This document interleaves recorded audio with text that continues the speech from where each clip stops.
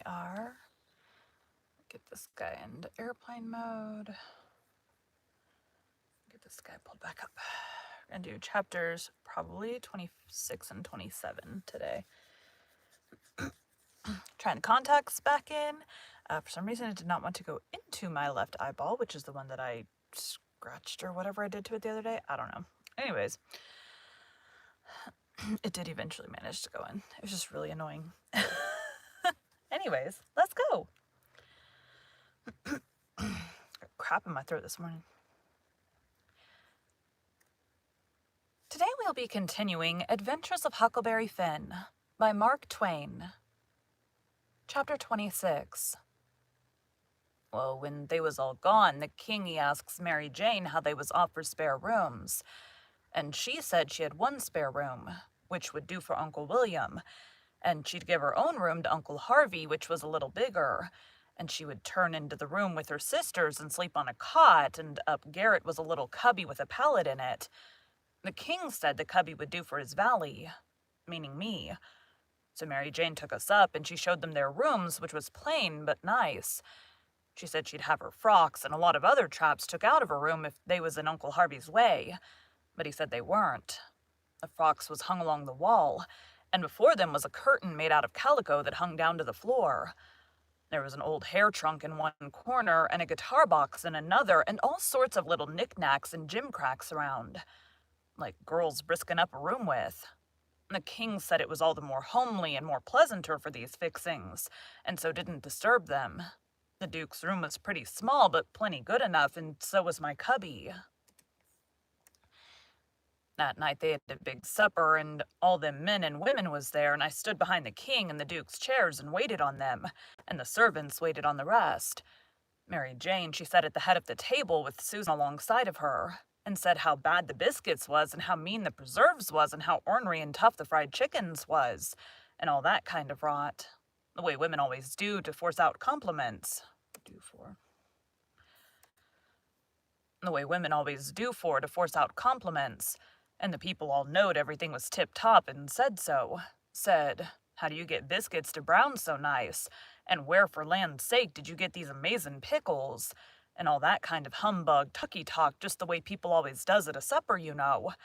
And when it was all done, me and the hare lip had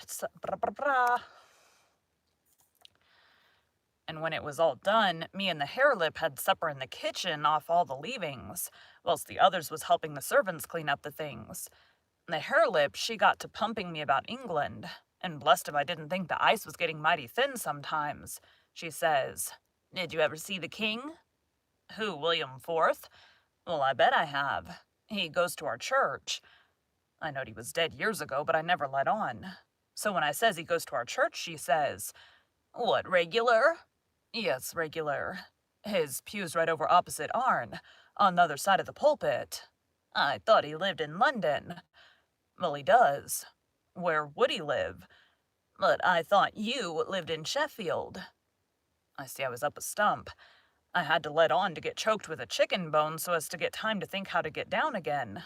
Then I says, I mean, he goes to our church regular when he's in Sheffield.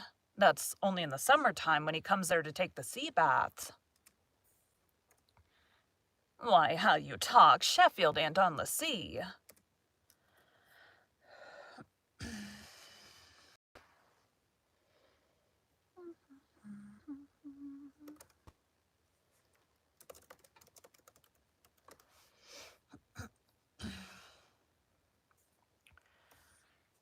Well, who said it was?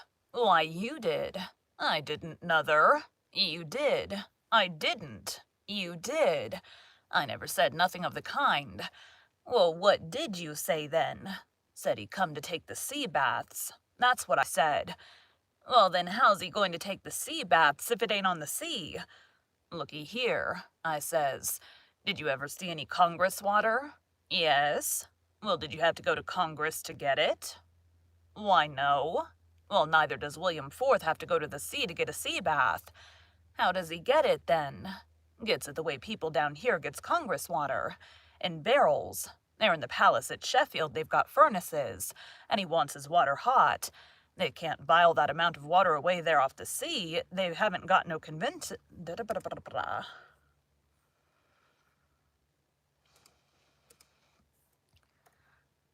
They can't bile that amount of water off.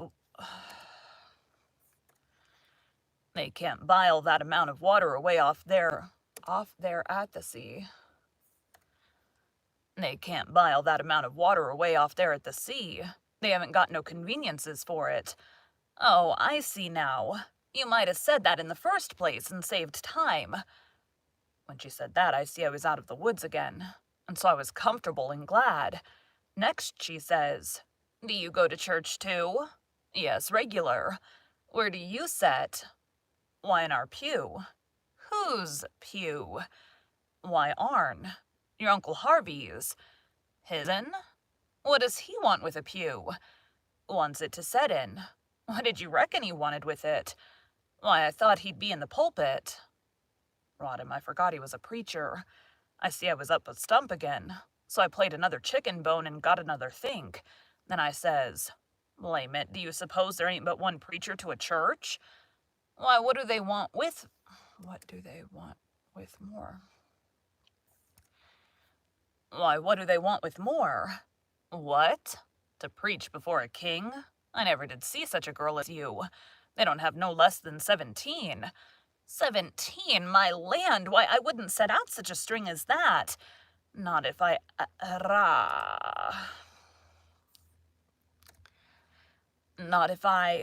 never got to glory. It must take 'em a week. Shucks, they don't all of 'em preach the same day. Only one of 'em. Well, then, what does the rest of 'em do?" "Oh, nothing much. Loll around, pass the plate, and one thing or another. But mainly they don't do nothing." "Well, then, what are they for?" "Why, they're for style. Don't you know nothing?"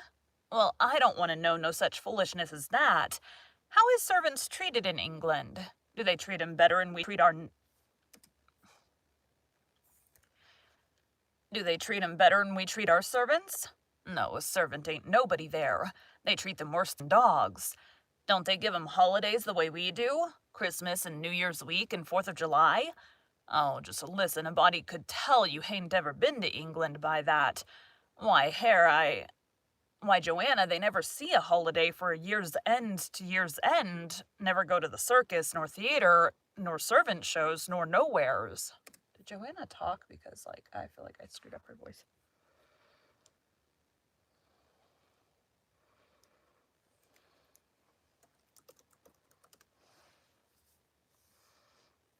Definitely started her old in that sequence, but it's okay. No Joanna yet. Okay.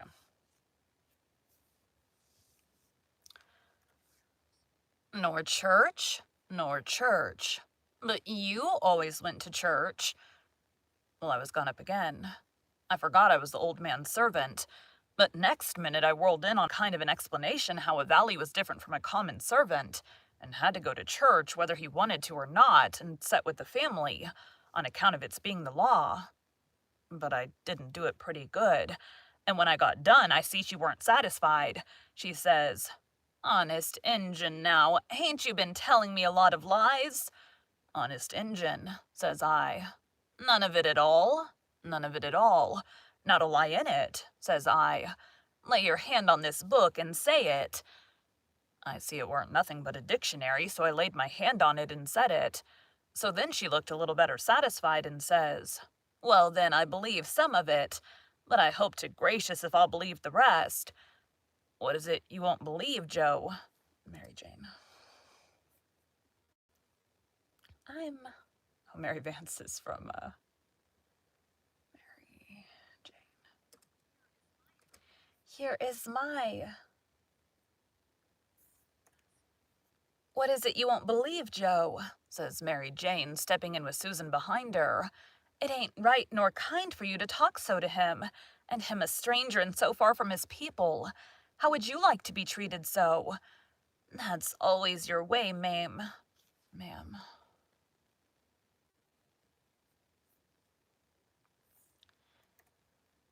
"That's always your way, ma'am. Always sailing in to help somebody before they're hurt. I ain't done nothing to him. He's told some stretchers, I reckon, and I said I wouldn't swallow it all, and that's every bit in grain I did say. I reckon he can stand a little thing like that, can't he? I don't care whether 'twas little or whether 'twas big. He's here in our house and a stranger, and it wasn't good of you to say it. If you was in his place, it would make you feel ashamed, and so you oughtn't to say a thing to another person that will make them feel ashamed. Why, ma'am, he said. It don't make no difference what he said. That ain't the thing. The thing is for you to treat him kind and not be saying things to make him remember he ain't in his own country and amongst his own folks. I says to myself, this is a girl that I'm letting that old reptile rob her of her money. Then Susan, she waltzed in, and if you'll believe me, she did give Harelip hark from the tomb. Says I to myself, and this another one that I'm letting him rob her of her money. Then Mary Jane, she took another inning and went in sweet and lovely again, which was her way. But when she got done, there weren't hardly anybody. But when she got done, there weren't hardly anything left of poor Harelip. So she hollered, "All right then," says the other girls. "You just ask his pardon." She done it too, and she done it beautiful. She done it so beautiful it was good to hear, and I wished I could tell her 1,000 lies so she could do it again. I says to myself, this is another one that I'm letting him rob her of her money. And when she got through, they all just laid themselves out to make me feel at home and know I was amongst friends. I felt so ornery and low down and mean that I says to myself my mind's made up. I'll hive that money for them or bust. So then I lit out, for bed, I said, meaning sometime or another. When I got by myself, I went to thinking the thing over. I says to myself, shall I go to that doctor private and blow on these frauds? No, that won't do. He might tell who told him, then the king and the duke would make it warm for me. Shall I go private and tell Mary Jane? No, I dasn't do it. Her face would give them a hint. Sure, they've got the money and they'd slide right out and get away with it. If she was to fetch in help, I'd get mixed up in the business before it was done with, I judge. No, there ain't no good way but one. I gotta steal that money somehow, and I gotta steal it some way that they won't suspicion that I done it. They've got a good thing here, and they ain't a-going to leave till they've played this family in this town for all they're worth, so I'll find a chance time enough. I'll steal it and hide it, and by and by when I'm away down the river, I'll write a letter and tell Mary Jane where it's hid. But I better hive it tonight if I can, because the doctor maybe hasn't let up as much as he lets on he has. He might scare them out of here yet. So thinks I, I'll go and search their rooms. Upstairs, the hall was dark, but I found the Duke's room and started to paw around it with my hands. But I recollected it wouldn't be much like the king to let anybody else take care of that money but his own self. So then I went to his room and begun to paw around there. But I see I couldn't do nothing without a candle, and I dasn't light one, of course. So I judged I'd got to do the other thing, lay for them and eavesdrop. About that time, I hear their footsteps coming, and was going to skip under the bed. I reached for it, but it wasn't where I thought it would be. But I touched the curtain that hid Mary Jane's frocks, so I jumped in behind that and snuggled in amongst the gowns and stood there perfectly still.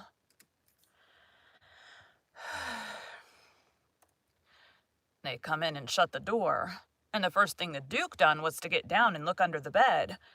And I was glad I hadn't found the bed when I wanted it. And yet you know it's kind of natural to hide under the bed when you're up to anything private. They sets... Oh, my stomach just made a noise. They sets down then, and the king says, "Well, what is it? And cut it middlin' short, because it's better for us to be down there whooping up the morning than up here giving 'em a chance to talk us over.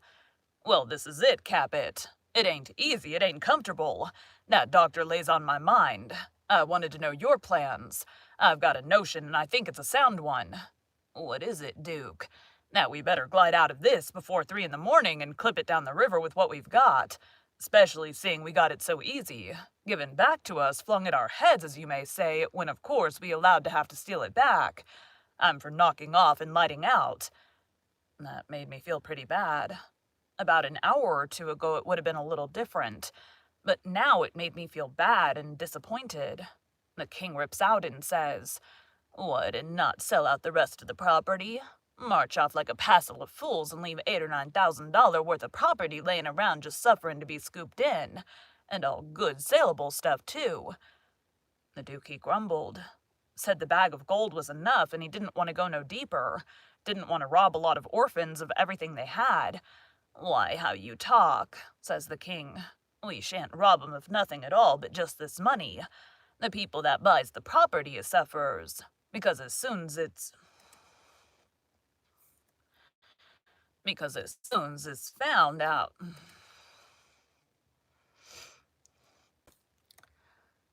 because as soon as it's found out we didn't own it, which won't be long after we've slid, the sale won't be valid, and it'll all go back to the estate. These here orphans will get their house back again, and that's enough for them. They're young and spry and can easy earn a living. They ain't going to suffer. Why, just think there's thousands and thousands that ain't nigh so well off. Bless you, they ain't got nothing to complain of." Well, the king, he talked him blind. So at last he give in and said all right, but said he believed it was blamed foolishness to stay and that doctor hanging over them. But the king says, "Cuss the doctor. What are we caring for him? And we got all the fools in town on our side, and ain't that a big enough majority in any town?" So they got ready to go downstairs again. The Duke says, "I don't think we put that money in a good place." And that cheered me up. I'd begun to think I weren't going to get a hint of no kind to help me. The king says, "Why?" "Because Mary Jane'll be in mourning from this out. And first, you know, the servant that does up the rooms will get an order to box these dudes up and put 'em away. And do you reckon a servant can run across money and not borrow some of it?" "Your head's level again, Duke," says the king, and he comes a-fumbling under the curtain 2 or 3 foot from where I was. I stuck tight to the wall and kept mighty still, though quivery, and I wondered what them fellows would say to me if they catched me, and I tried to think what I'd better do if they did catch me.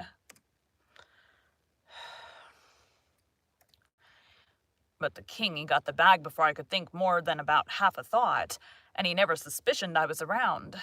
They took and shoved the bag through a rip in the straw tick that was under the feather bed, and crammed it in a foot or two amongst the straw, and said it was all right now because the servant only makes up the feather bed and don't turn over the straw tick only about twice a year, and so it weren't in no danger of getting stole now.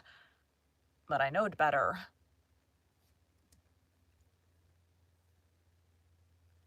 There's an airplane or something going overhead. Definitely an airplane. Wait for it to go past. I have a terrible habit of picking at my cuticles. It all started when I went for like a manicure. When I was a kid, like, you know, mom takes you to get whatever, and what do? They trim back your cuticles. And ever since then, I have picked at them. But I knowed better. I had it out of there before they was halfway downstairs. I groped along up to my cubby and hid it there till I could get a chance to do better. I judged I better hide it outside of the house somewheres, because if they missed it, they would give the house a good ransacking. I knowed that very well. Then I turned in with my clothes all on, but I couldn't have gone to sleep if I'd have wanted to. I was in such a sweat to get through with the business. By and by, I heard the king and the duke come up, so I rolled off my pallet and laid with my chin at the top of my ladder, and waited to see if anything was going to happen. But nothing did. So I held on till all the late sounds had quit and the early ones hadn't begun yet, and then I slipped down the ladder. Thank you for joining Bite at a Time Books today, while we read a bite of one of your favorite classics. Again, my name is Bree Carlile, and I hope you come back tomorrow for the next bite of Adventures of Huckleberry Finn. Okay, save. Thanks, guys.